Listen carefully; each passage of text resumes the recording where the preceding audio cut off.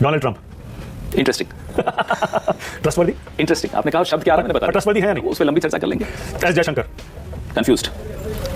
Colonel Sofia Qureshi. Brave. Wing commander Vyomika Singh. Very brave. Operation Sindoor. Could have been better. Narendra Modi. Super flop show. Amit Shah. Super से थोड़ा नीचे। अजीत भाई आप बताइए, पहलगांव का जिम्मेदारी सीधे सीधे नहीं होनी चाहिए क्या अमित शाह की? गृह मंत्री हैं। हेलो दोस्तों, वेलकम टू संवार्ता। दोस्तों आज की ये वीडियो बहुत ही खास है, जिसमें आप कांग्रेस के विख्यात नेता पवन खेड़ा का इंटरव्यू देखेंगे, जिसमें उन्होंने गोदी एंकर मानव गुप्ता के हर एक सवालों का बहुत ही बेबाकी से उनके हर एक सवालों का जवाब दिया है, जो कि आप इस वीडियो में पूरा देखेंगे। और उन्होंने बीजेपी के 11 साल के कार्यकाल के बारे में भी क्या कुछ कहा है, जो कि आप इस वीडियो में पूरा देखेंगे। तो दोस्तों वीडियो बहुत ही शानदार है, बिना स्किप किए देखिए ये विस्फोटक इंटरव्यू। तो चलिए दोस्तों वीडियो को स्टार्ट करते हैं। तो चलिए शुरू करते हैं।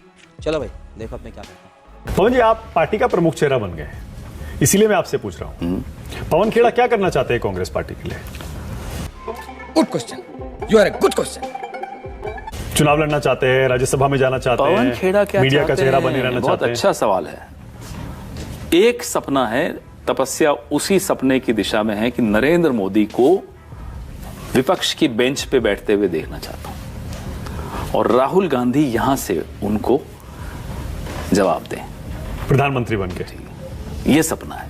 अगर आपने मेरा सपना पूछा, मेरी तपस्या का मकसद पूछा, नरेंद्र मोदी को विपक्ष में एक बार रहकर बैठाना भी है, और जिस 10 साल जो ऐसे हमने गुजारे हैं, 11 साल, उनको भी कुछ साल ऐसे गुजारने चाहिए। उन्हें समझ, देखो इस व्यक्ति के साथ सबसे, इस देश का दुर्भाग्य है कि इस देश के प्रधानमंत्री ने कभी हार नहीं महसूस की, अनुभव किया। और जिस व्यक्ति ने जिंदगी में हार नहीं महसूस की हो, अनुभव किया हो, वो एक भावनात्मक स्तर पे परिपक्व नहीं हो पाता।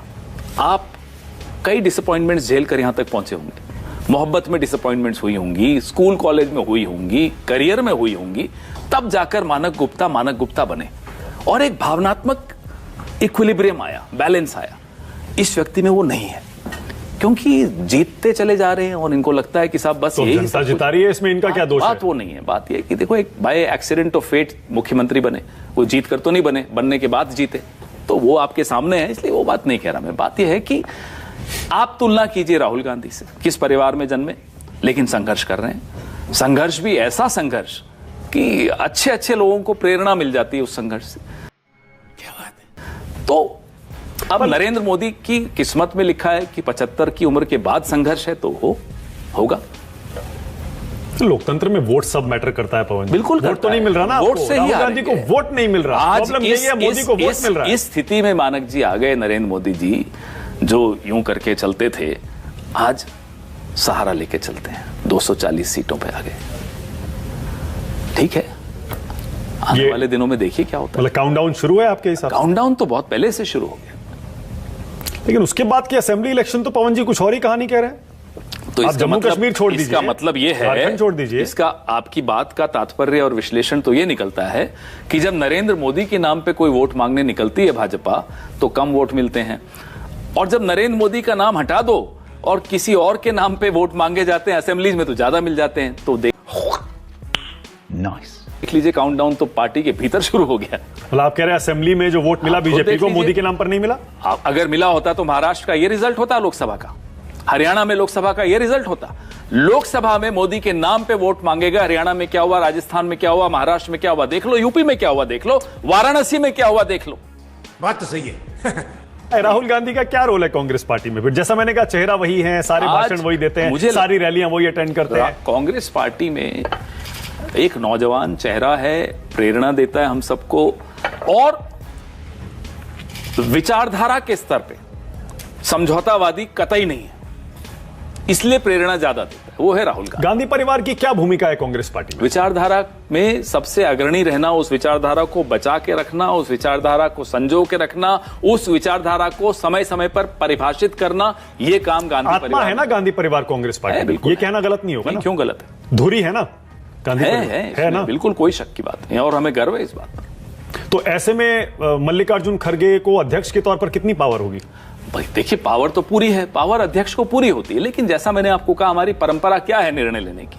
अध्यक्ष तमाम स्टेक होल्डर्स से बात करके CWC, फिर CWC। ना केवल सीट, जैसे किसी स्टेट के विषय में कोई चर्चा करनी है, निर्णय लेना है, तो उस स्टेट का महासचिव प्रभारी जो है वो है, पीसीसी प्रेसिडेंट है, सीएलपी लीडर है, और भी कोई बड़े नेता हैं, उन सबसे सलाह लेकर फिर निर्णय लिए जाते हैं। तो गांधी परिवार प्रेरणा का स्रोत है, आत्मा है, दिल की धड़कन है, लेकिन हमारे यहाँ एक निर्णय लेने का एक प्रक्रिया है, लोकतांत्रिक प्रक्रिया। बिल्कुल। और मैं भी आपकी बात मानता था जब मैं थोड़ा दूर था। जब मैं नेतृत्व को करीबी से देख रहा हूं, निर्णय लेने की प्रक्रिया को करीबी से देख रहा हूं, तो मुझे समझ में आ रहा है कि थोड़ा ज्यादा लोकतंत्र है हमारी पार्टी में। अच्छा। अब मैं समझ गया आप क्या कहना चाह रहे हैं। नहीं तो खुलकर कह रहा हूं। राहुल जी के बारे में ऐसी क्या बात है जो आप पहले नहीं जानते थे और जब से आप करीब आए और इतना करीबी से काम करने लगे आपने जाना? जो स्पष्टता है उनके दिमाग में, मुद्दों को लेकर, समस्याओं को लेकर, समाधानों को लेकर और विचारधारा को लेकर, वो स्पष्टता ऐसी है जो मुझे लगता है जो उनसे एक बार भी मिल लेता है उसको वो स्पष्टता छू जाती है।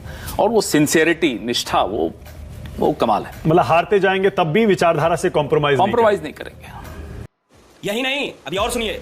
हार क्या होती है? हार एक अगला कदम बढ़ाने की प्रेरणा देने का एक तरीका होता है, फिर अगला कदम बढ़ाते हैं, चले 11 साल हो गए पवन जी, कोई बात नहीं, उससे विपक्ष में बैठे हुए।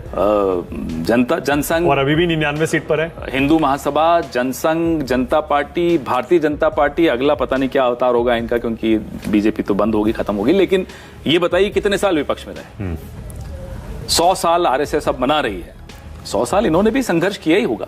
ऐसे मैं नहीं मानता हमारे विरोध में, इसका मतलब नहीं कि हम ये एक्नॉलेज नहीं करें, संघर्ष किया और यहां तक पहुंचे, इसमें कोई शक की बात। तो अगले 1-2 इलेक्शन में आप देखते हैं बाजी पलटते हुए? तो नहीं, बहुत जल्दी पलटने वाली है। आप इलेक्शन तक की शायद इंतजार न करनी पड़े आपको। स्थिति खराब है, स्थिति खराब है। आज कैबिनेट की स्थिति बहुत खराब है।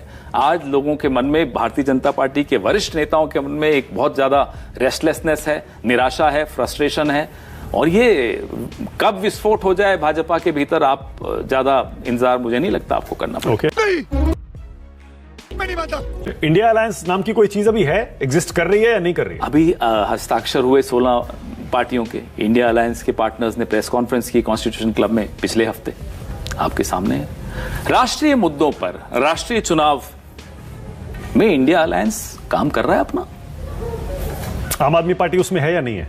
वो नहीं आई ना राष्ट्रीय उसमें। मुद्दों में भाई सब हैं, जिसको आना है वो आए, सब हैं। उन्होंने भी चिट्ठी लिख के वही काम, बात तो वही की ना। उन्होंने ये साफ कहा कि जिस गठबंधन का अध्यक्ष कांग्रेस पार्टी करेगी उसमें हम नहीं कोई बात नहीं, कहने दीजिए। मैं कह रहा हूं राष्ट्रीय मुद्दों पर हमारी विचार एक है।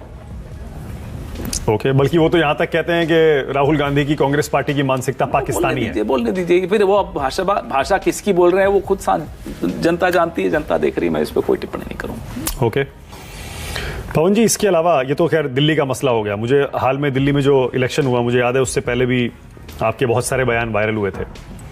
दिल्ली क्यों हारी आम आदमी पार्टी पवन जी, और बीजेपी क्यों जीती? अच्छा, हमको सिखा रिया है। आम आदमी पार्टी एक घमंड में थी और एक गलतफहमी का शिकार हुई।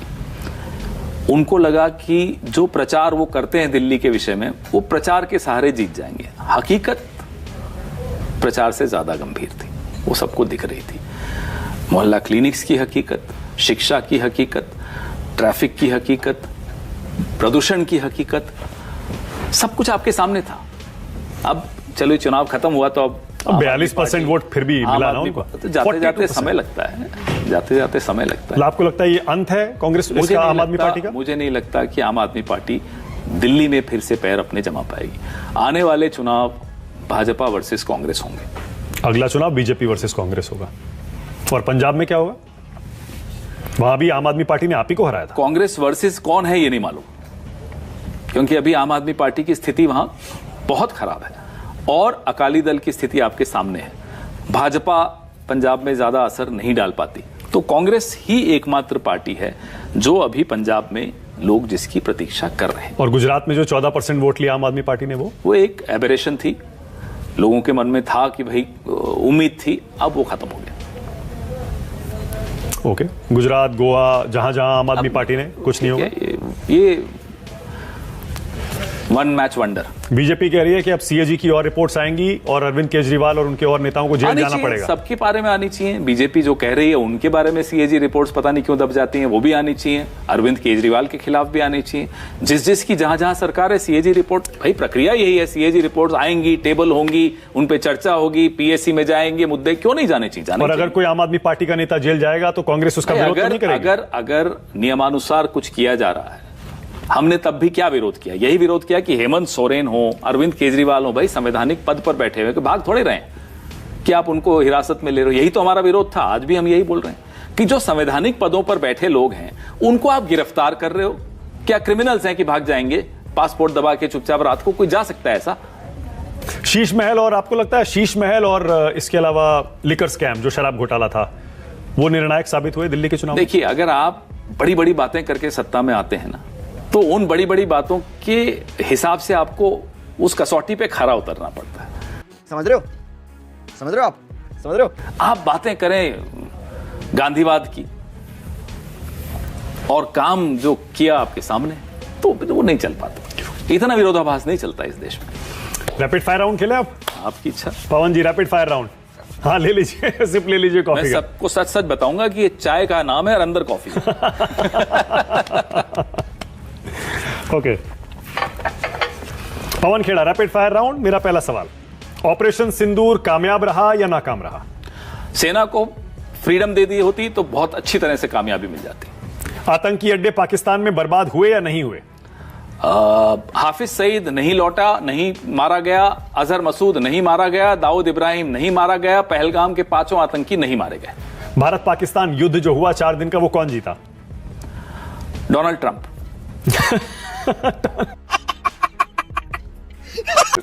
भाई हमें बताएं, हम तो देखिए, अब रोकिए इसको। प्रधानमंत्री एक बार डोनाल्ड ट्रंप की आंखों में आंखें डाल के बोल दें, ट्रंप यू आर लाइंग, आप झूठ बोल रहे हैं, हम मान जाएंगे। ओके, पीओके कभी वापस आएगा या नहीं? अब देखिए, इनके रहते तो कुछ नहीं होगा। तो कांग्रेस सरकारें अभी तक पीओके क्यों नहीं ला पाई थी?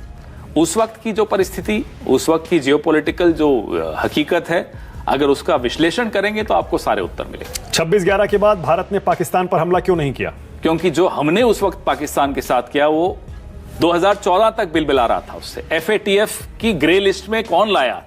डॉक्टर मनमोहन सिंह लाए। कसाब को पकड़ के सबूत किसने इकट्ठे किए पाकिस्तान के खिलाफ? डॉक्टर मनमोहन सिंह ने किए। पूरे विश्व में पाकिस्तान को अलग थलग किसने किया? यूपीए की सरकार ने। ठीक है, ओके। क्या मोदी सरकार में पहली बार सेना ने LOC पार की? जी नहीं, ये गलत है, साबित हो चुका है। फौज के अपने जनरल वो एक मिस्टर जैनी आए थे, जैनी साहब, आप ही के शो पे मैं देख रहा था। अलावा उसके डॉक्टर मनमोहन सिंह का इंटरव्यू, उसमें उन्होंने पूरा खुलासा किया था। जनरल हुडा का इंटरव्यू पुराना सबके सामने। मतलब पहली बार LOC पार करने का। साहब एक बात बताओ, शशि थरूर का दावा गलत है। वो तो खैर उन्होंने खुद ही बाद में बता दिया था कि वो परिप्रेक्ष्य अलग था, लेकिन ये बांग्लादेश कैसे बना था? बिना पार किए बन गया था। कैसे पाकिस्तान के 2 टुकड़े हुए? बिना पार किए हो गए थे, कमाल के। और अभी तो रुको, क्लाइमैक्स अभी बाकी है। ये बात कर रहे हैं ये लोग। 1971 का श्रेय किसे जाता है पवन जी? देखिए, मजबूत सेना और मजबूत राजनीतिक नेतृत्व। आज क्या है? आज मजबूत सेना, मजबूत देश, कमजोर राजनीतिक नेतृत्व। क्या शशि थरूर बीजेपी में जाने वाले हैं? कैसे जाएंगे? कोई जा ही नहीं सकता। 370 हटने के बाद कश्मीर के हालात बेहतर हुए हैं? भाई हमें यह बताइए, स्टेटहुड क्यों छीनी और अभी तक क्यों नहीं दी? ये पहलगाम का फेलियर किसका था? इंटेलिजेंस का था, सुरक्षा का था? ये सब जवाब तो देने 370 हटाने का फैसला सही था या गलत? अब इसमें कोर्ट ने जो कहा है वो आपके सामने है, लेकिन स्टेटहुड छीनना गलत है। ओके, उत्तराखंड में भी हो गया और भी 1-2 स्टेट्स में आ रहा है UCC, उसका फैसला सही है या गलत? चर्चा करिए सबसे, लोगों को निर्णय लेने दीजिए कि सही क्या है, गलत क्या है। ओके, राहुल गांधी, प्रियंका गांधी राम मंदिर कब जाएंगे? ये सवाल कौन पूछ रहा है? बीजेपी। वो बीजेपी कौन होती है सवाल पूछने वाली? जातिगत जनगणना का श्रेय राहुल गांधी को मिलेगा? जाहिर सी बात है, एक व्यक्ति संविधान को लेकर पूरी भारत जोड़ो यात्रा में एक मुहिम छेड़ी जिसने, श्रेय उसी को जाएगा। महिला आरक्षण का श्रेय नरेंद्र मोदी को मिलेगा? लागू हो गया, होने वाला है। कैसे होगा मुझे बताइए? जब 2027 में आप जनगणना शुरू करेंगे तो 29 के चुनाव तक डिलिमिटेशन कैसे करेंगे? ये सब टालने की प्रवृत्ति है। ओके, जयशंकर देशद्रोही है विदेश मंत्री? भाई आप उनसे पूछिए कि उन्होंने ये शब्द क्यों इस्तेमाल किए थे। At the start of the operation we inform Pakistan. क्या देश में मुस्लिम दबाव में है क्या पवन जी? जाहिर सी बात है? इसमें कोई शक नहीं। रॉबर्ट वाड्रा सही कह रहे हैं मतलब? बिल्कुल ठीक बात है। मुसलमान देश में आज आप किराए पे उनको घर नहीं मिलते, आप साइन बोर्ड्स दुकानों के देख रहे होते हो कि साहब मुसलमान नाम नहीं होना चाहिए, हिंदू वाले ही अलाउड होंगे। ये क्या तरीका है? इस देश में मजाक बना रखा है। अत्याचार हो रहा है मतलब? बिल्कुल हो रहा है। पिछले 11 साल में बहुत ज्यादा दबाव में डाला जा रहा है। तेजस्वी यादव सीएम बनेंगे बिहार के? सही वक्त पे, जैसा कि मैंने कहा, सवाल कभी भी पूछ सकते हैं, जवाब सही वक्त पे मिलता है और जवाब जनता देती है। नीतीश कुमार सीएम बने रहने लायक हैं? बीजेपी के गठबंधन में वहां कोई भी सीएम बनने लायक नहीं है। क्या बीजेपी अपना सीएम बनाना चाहती है बिहार में? वो तो उनका एक इतिहास रहा है, पांव खींचने का, टांग खींचने का। पूछिए वहां शिवसेना से लेकर कहां कहां क्या क्या किया। क्या अखिलेश यादव सीएम बनेंगे? अभी तो 2027 दूर है। राहुल गांधी पीएम कब बनेंगे? आपने अभी कहा बनेंगे। 29 से पहले बनेंगे। 29 से पहले बनेंगे? बन जाएंगे। बड़ी बात कह रहे हैं पवन? ये सरकार नहीं चलने वाली, मैं बता रहा हूं। ये इस व्यक्ति में, नरेंद्र मोदी जी में, वो भावनात्मक परिपक्वता नहीं है कि इतने लोगों के साथ चल सकें, साथ लेकर। ओके, अब मैं कुछ नाम लूंगा पवन जी, जो पहला शब्द जहन में आता है वो बताना है। रेडी? हाँ, बिल्कुल। Shashi Tharoor? Intelligent. Salman Khurshid? Brilliant. Manish Tiwari? Excellent. Asaduddin Owaisi? Very good. Good? हाँ, कम्युनल है या नहीं? मुझे अभी जो दिमाग में आ रहा है वो बता रहा हूं। Virat Kohli? Good player. Donald Trump? Interesting. Trustworthy? Interesting. आपने कहा शब्द क्या आ रहा है, मैंने बता पर दिया। ट्रस्टवर्दी है या नहीं? वो उस पर लंबी चर्चा कर लेंगे। S Jaishankar? Confused. Colonel Sofia Qureshi? Brave. Wing commander Vyomika Singh? Very brave. Operation Sindoor? Could have been better. Narendra Modi? Super flop show. Amit Shah? Super से थोड़ा नीचे। अजीत भाई डोभाल? आप बताइए, पहलगांव का जिम्मेदारी सीधे सीधे नहीं होनी चाहिए क्या अमित शाह की? गृह मंत्री हैं, तभी कह रहा हूं फ्लॉप शो है ये सब। अजीत डोभाल? अब there is a competition, super flop, slightly super, less super. James Bond कहते हैं उनको तो। अब वो कौन कहता है, वो मुझे उन लोगों को ढूंढ रहा हूं। Supriya Sule? Bright future. NDA में? You ask me about her, she has a bright future. Okay. Ajit Pawar? Innings are coming to an end. Okay. Sharad Pawar? Seasoned politician. Ajit Pawar की इनिंग्स खत्म होने वाली है आपने कहा?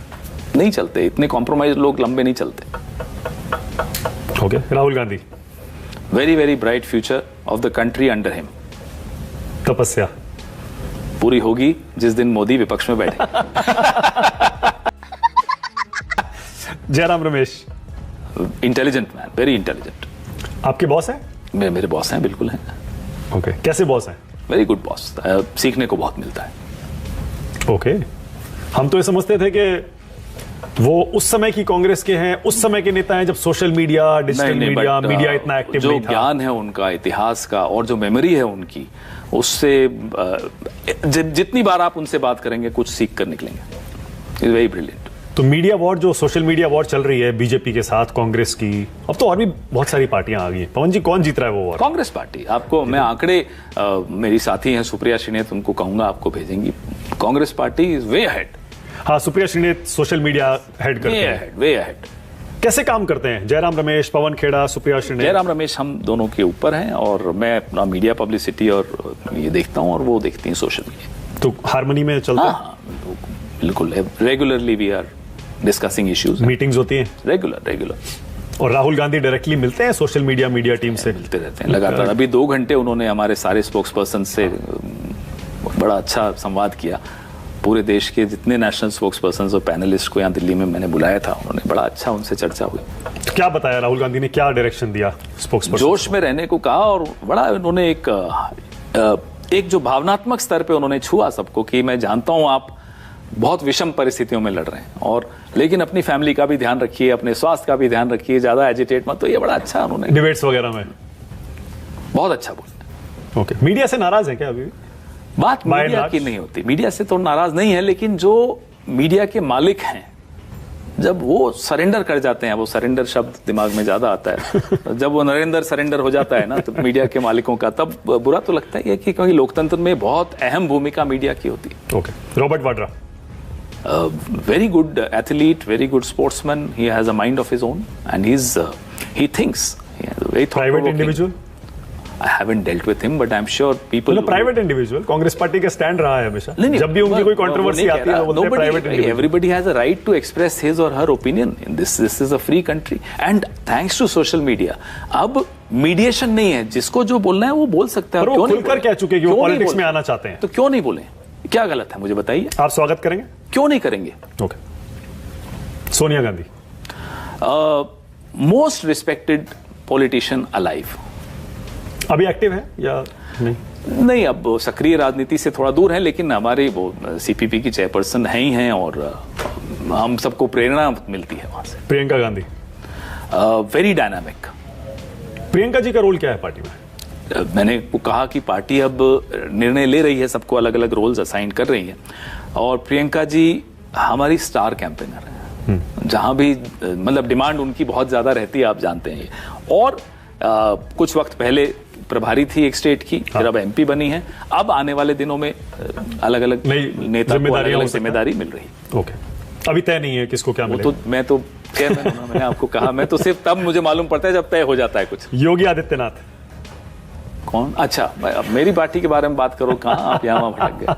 वो अमित शाह से पूछो। अभी तो सूत्रों से खबर बता रहे थे। अमित शाह से पूछो योगी आदित्यनाथ। ओके। नीतीश कुमार। बुरा लगता है, दया आती है उन पर। Revanth Reddy. Very dynamic, bright. Sukhvinder Sukhu. Very level headed, cool, काम एंड पॉलिसी ओरिएंटेड। वादे तो पूरे कर नहीं पाए वो। नहीं कर रहे हैं, बिल्कुल क्यों नहीं कर पाए। आप उनको तो हर एक साल में जज कर लेते हो, 11 साल से जो बैठा है उसको नहीं जज कर रहे। ओके। भगवंत मान। लॉस्ट अपॉर्चुनिटी, अच्छा मौका मिला, गंवा दिया। संदीप दीक्षित। वेरी हिस्ट्री का नॉलेज बहुत जबरदस्त, एनालिटिकल एबिलिटी बहुत जबरदस्त, बहुत डायनेमिक नेता है और बहुत गुणवान है। खुश होंगे अब तो, राहत की सांस ली होगी कि आखिरकार नहीं, देखिए खुशी शीला जी के साथ गलत करने वाले नेता को हरा दिया। सबको खुशी तब होगी जब संदीप दीक्षित जीतेंगे और आगे बढ़ेंगे, लेकिन ठीक है। आपने शीला जी के साथ इतनी करीबी से काम किया, शीला जी की आत्मा को शांति मिली होगी पवन जी? क्योंकि ये मैं पर्सनली भी जानता हूं कि वो ये दर्द लेके गई मुझे है कि उनके लगता साथ है गलत कि हुआ। वो निजी तौर पे तो जो हुआ वो अलग है, लेकिन जो दिल्ली के साथ हुआ पिछले 11-12 सालों में, वो उन्हें ज्यादा पीड़ित करता। खत्म,